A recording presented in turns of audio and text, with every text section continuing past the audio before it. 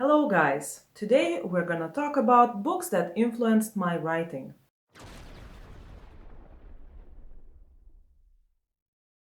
The project that I'm working on right now is heavily inspired by Viking culture and Old Norse myths and lore and Runic lore. And my fascination with Viking culture and the Runic lore was stirred around the time when I went to study for my master's degree in Norway.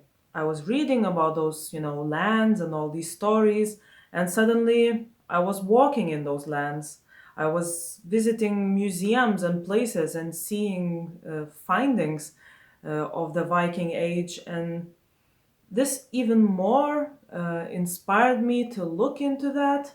And naturally, I started understanding more how the nature and the landscape of all these beautiful fjords and mountains uh, influence the spiritual side of this culture, how this amazing landscape influenced their lives and their beliefs. For a long time, I was thinking of obtaining books that emphasize more on the runes and Old Norse mythology and the lore surrounding everything, and not the popular kind of books that emphasize more on the this new pagan religion and Wicca and stuff like that, and that just use the old Norse beliefs and lore and runes. So, as I said, my project that I'm writing uh, has witchcraft, which is heavily inspired by Old Norse culture. My main character, Thorun, is using runes. I always wanted to read a story where runes are more than just a theory, more than just a writing or something in the backdrop that is just used to make something seem magical. I never read anything where runes were used in a practical way, and I understand why. It is very difficult to bring them to life, to show them and not tell them. And that's where a book that helped me comes in. This book, The History of Runic Lore by Lars Magnar Enoksen. And I also have another book of his, Galdrs of the Edda. So I found these books on Norwegian band Vardruna website. I was buying some merch and I just noticed that they have these books in their store and looked them up. And I think there was a third one about heathen rites, but it was not available at the time. So I just bought those two. So why were they so influential, you would ask? Well, first, history of runic lore. It helped me to understand the runes much better, what way they were used, and how. For example, I learned that runes can be used in at least two different ways. There are some rules when you use them for magical purposes, and there are different rules for using for daily, writing. There are some rules about repeating or not repeating the runes in the same line, for example. So this book helped me to find a way to visualize them and, as I said, to show them, not to tell them. And with that, it also brought some interesting concepts into my story, and I actually really liked the result when I wrote the chapters where runes were involved. Galdrs of the Edda, on the other hand, influenced the climax of my story. This book takes excerpts from the poetic Edda and it analyzes them in a way so that it shows some hidden messages, some, different ways to understand those words, and also shows some magical properties of those words. And in the books we read today, characters have to go through some kind of journey, some kind of progress, a development in their skills, in their understanding, in their psychology. And Thorun, my main character, has to go through some trials and errors in her story. And this book Galdrs of the Edda really helped me to visualize that. It's a very interesting concept, uh, and I'm really glad that I found it and I was able to include it in my story. But unfortunately, I cannot tell you more because I would be spoiling the whole climax of my story. So, yeah, so Galdrs of the Edda was another very, very influential book for my writing.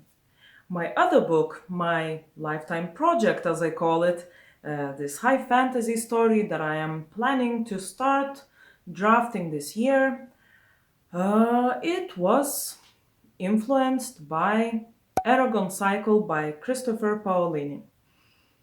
It was influenced in two ways. First one was the main influence pushing me to start writing, to think about my own story and, create a world and characters and stuff. So it was the main push that made me start writing.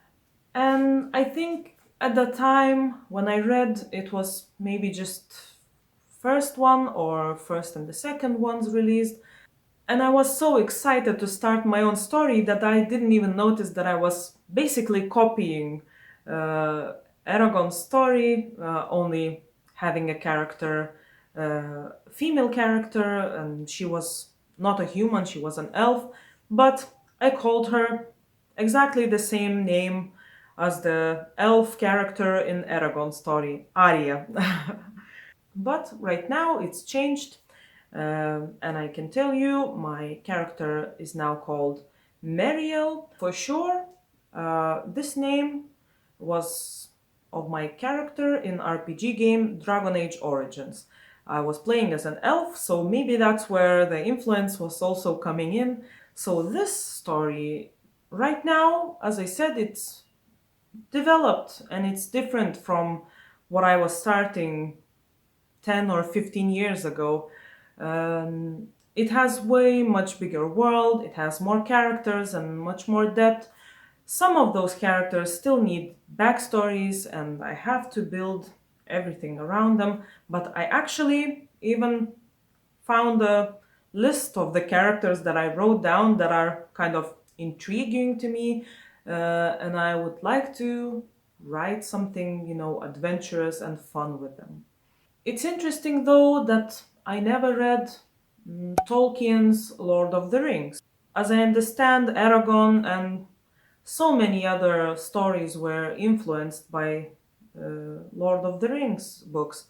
I only saw the movies, so I cannot really say that my story, my high fantasy story, is influenced by these books.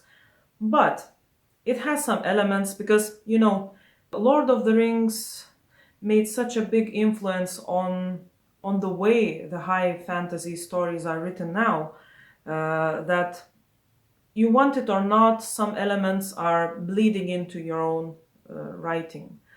And for example, my story has elves and orcs and humans and also dwarves and stuff, the same races that were in Lord of the Rings. I don't know if he was the first one to do that. What I try to do, I try to make them different, almost opposite, I would say, from what was in Lord of the Rings. Maybe I will even try and change the names of those races and not call them orcs or elves and stuff. Since the story is still in my head and there is no, first draft in existence, I cannot really tell how badly it is influenced by this high fantasy story by Lord of the Rings or by Eragon or any other story that I read. Until I write it, I don't know how badly it is influenced. But the good side of that is that at the moment I can, while writing, while plotting, I can see, I can notice what I'm using, what tropes I'm using, and maybe what things are overused and try to change them. Yeah, and I can fix this and make the story my own and unique. For sure, my writing is also influenced by young adult fantasy books. I read at least a few of the most popular ones Twilight, The Hunger Games, Angel Fall, The Raven Boys, and recently I read the Grisha trilogy.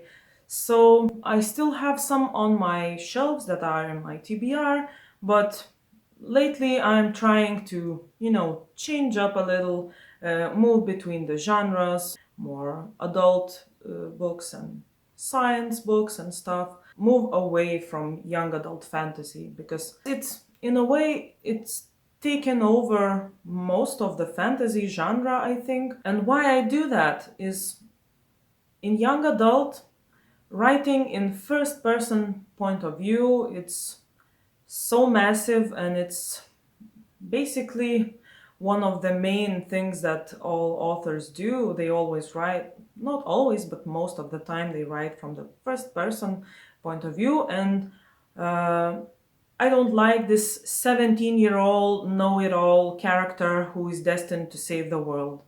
Uh, my witchy project is kind of falling in the young adult section, but I try to move away from it. I make it a little more ambiguous of how old my character is, and I try not to create her as naive. And my character is not destined to change the world. She is fighting battles of her own, and she is maybe helping her friends on the way, but saving the world, that is not her story. I could also say that my writing was influenced by TV series and movies, sometimes even more than books.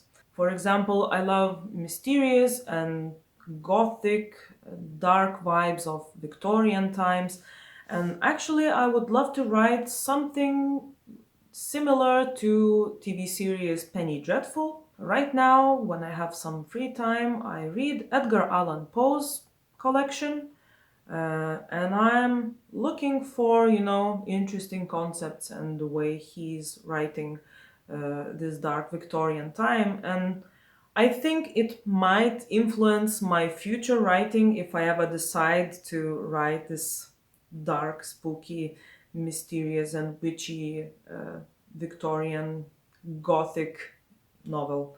I don't have any concept for that, no plot, no characters, but I want to try that at some point, so you never know when the, muse strikes and you get the characters and ideas. Also, I must mention Harry Potter books. I don't think there is a person who was not influenced by these books. So many children and young people were influenced and drawn to go back to reading and start writing and create their own stories. For me, I think it mostly influenced the way I write friendships. For example, in my witchy project, I have a trio, just like in Harry Potter books. Well, it's not exactly the same. It's more like two girls and a guy, but it's still friendship. And I try to write a similar dynamic and similar chemistry between the characters. Um, of course, I don't try to copy J.K. Rowling's writing. And I also have a lunatic character, and it's a different kind of lunatic than Luna Lovegood, but the influence is there. So I think that's all I can think of right now. I still need to do more writing, more projects to see if there were any books that influenced my writing more heavily than others. Thank you so much for watching.